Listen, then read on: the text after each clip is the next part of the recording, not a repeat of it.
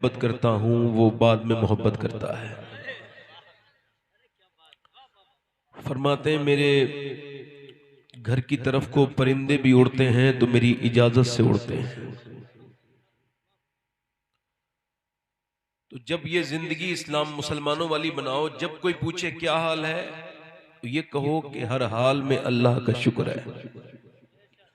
चूंकि अपने हाल चौरायों में रिश्तेदारों पर बताते बताते इंसान जलील हो गया, और वो जब न जाने कितना जलील हो करके अपने आप को बदलेगा।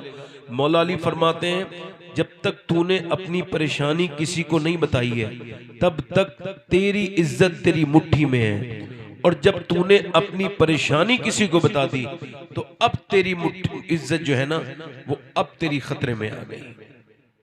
जज़ाकल्लाह, शुक्रिया आपका, बड़ी मेहरबानी। क्या फरमाया मौला अली ने?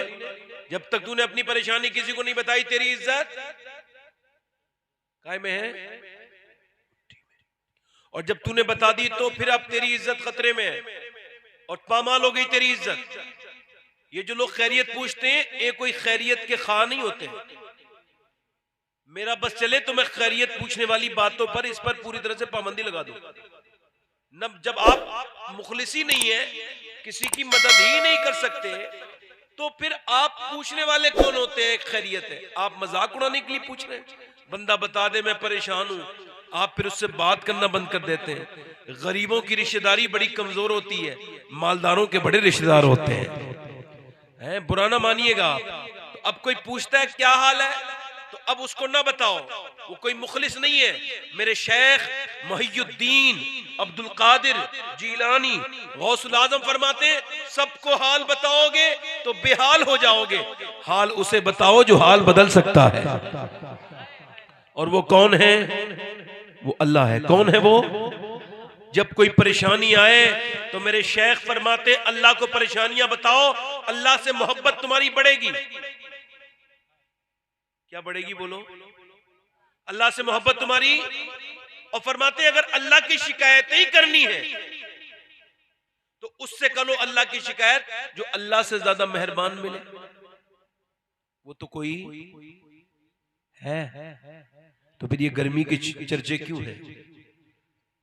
अगर गर्मी का मौसम न गुजरे तो ऐसी बीमारियां वजूद में आए कि जिनका कोई इलाज ना हो। पसीना आना कितना जरूरी है।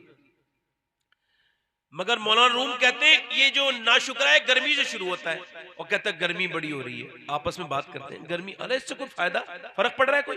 गर्मी बड़ी हो रही है, फिर कहेगा सर्दी बड़ी हो रही है, फिर कहेगा बरसात बड़ी हो रही है। किसी मौके पर इसको सुकून नहीं है। ये नाशुक्रा इसी हाल में जिंदा रहता है, इसी हाल में मर जाता है। हजरत गौसुल आजम फरमाते हैं एक अल्लाह का वली था, वो बिल्कुल बीच समंदर में रहता था, उसको आइलैंड कहते हैं। फरमाते एक दिन बारिश हो रही तो वो दिल में उसने सोचा या अल्लाह ये बारिश की यहाँ तो जरूरत नहीं है, तो समंदर ही है, बारिश तो बस्ती में होनी चाहिए। अल्लाह ने उसे मकबूल को मरदूद बना दिया। वो अर्श देख लेता था बैठ के जमीन पे, मगर उसके बाद अंधा ही हो गया। उसकी विलायत छीन ली अल्लाह ने। मेरे गौसुल आजम फरमाते हैं मौसमों पर एतराज ये अल्लाह पर एतराज है। फिर एक हदीस कोट करते हैं, फरमाते हैं मदीने में हवा बड़ी तेज चल रही थी तो एक सिहाबी ने सिर्फ इतना कहा हवा बड़ी तेज चल रही है। हुजूर ने फरमाया ऐसे ना कहो, यूं कहो मेरा रब चला रहा है तो हवा तेज चल रही है। तो कभी ना शुक्री इंशाअल्लाह ना शुक्री क्या कहेंगे हर हाल में अल्लाह का। ये मेरी बहनें इतनी बैठी है, मेरी बेटियां, अल्लाह इन सबको सलामत रखे, बड़ी नेक है ये। मर्द तो उठ के जाते भी हैं, औरतें नहीं जाती। आज मुकाबला करता हूं मैं, औरतों को भी देख ही रहा हूं और मर्दों को भी देख रहा हूं, देखता हूं कौन कमजोर पड़ता है। आप में से कोई उठता है पहले या औरतों में से? ये बड़ी मजबूत है, अल्लाह ने बड़ा सब्र दिया है इन्हें। 9 महीने मुझे और आपको पेट में रखा है इन्होंने। आप मियां बीवी दोनों बैठे, ये किसी मियां की बात नहीं बयान कर रहा हूं कि जिन्हें तुमसे पैसे लेने के बाद फिर बरकत का तावीज देना है। बरकत के तावीज वो लिख रहे हैं जिनके खुद के घर में बरकत नहीं। तो अब उनकी घर की बात नहीं बता रहा हूं मैं, आपको अल्लाह की बात बता रहा हूं कि मियां बीवी दोनों घर में बैठे, कौन कौन, और अपने घर के आंगन में बैठ के कहे हम इस लायक नहीं है।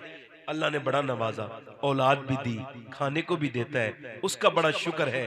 दोनों मियाँ बीवी ऐसा 1 महीने कर ले, उसके बाद हालात बदल के ही रहेंगे, क्योंकि अल्लाह फरमाता है लाइन शकरतुम ला अज़ीदन्नकुम, तुम मेरा शुक्र करो मैं तुम्हारी नेमतें बढ़ाता चला जाऊं।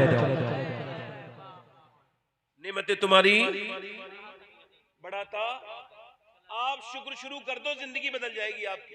अल्हम्दुलिल्लाह मेरी तो बदल गई, आप भी बदलिए अपनी। शुक्र अदा करने से बदलती है। हर नेमत का शुक्र अदा कीजिए। जैसे कोई तकरीर करता है तो वो अपनी तकरीर का ही शुक्र अदा करे, है ना।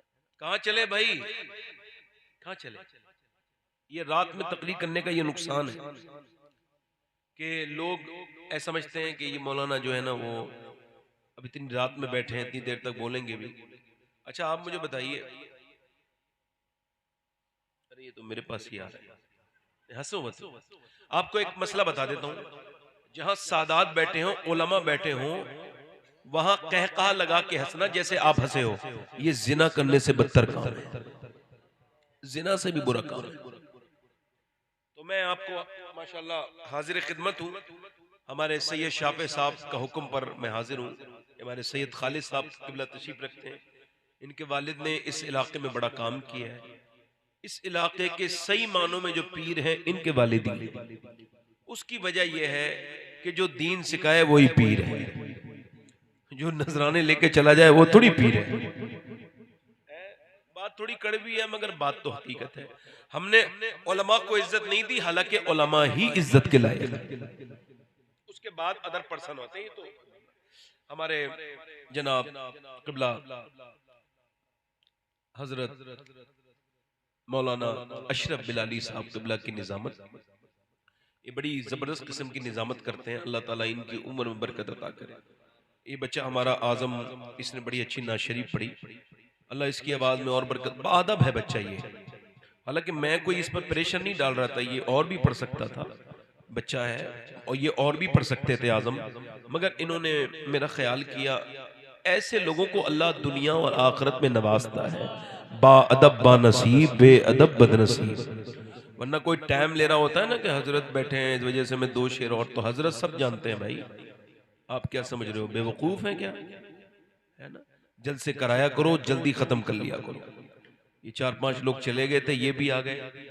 अगर आप कहें तो 2-3 शेर पढ़ दूं मैं भी, इजाजत है? इजाजत, दोनों हाथ